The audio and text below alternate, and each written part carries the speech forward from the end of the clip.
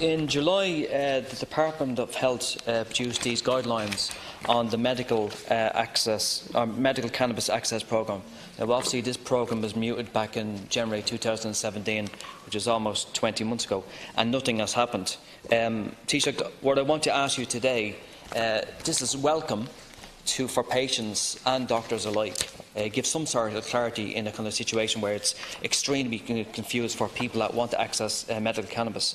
So I'm asking you today, Taoiseach, to show leadership, to say, when is the medical cannabis access programme going to be implemented? If it cannot be implemented, as is 20 months ago, in October of last year, the majority of this Dáil voted to progress the medical cannabis bill that I put forward. So it's either or either.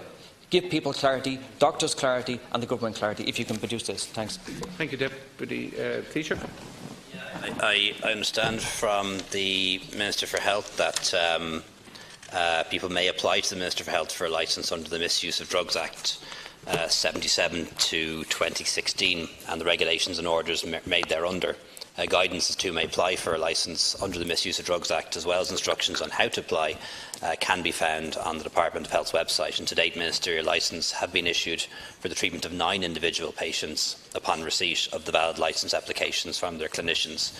In relation to the medical cannabis access programme, Department of Health officials are working intensively on this issue to ensure a supply of appropriate medical cannabis products from other EU member states and further afield to meet the need of patients.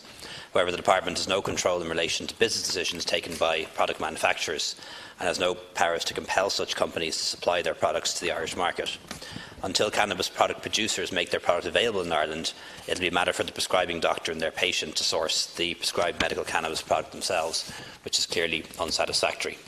It is understood, though, that patients who have been prescribed such products under ministerial licence have been able to source them from a pharmacy in the Netherlands.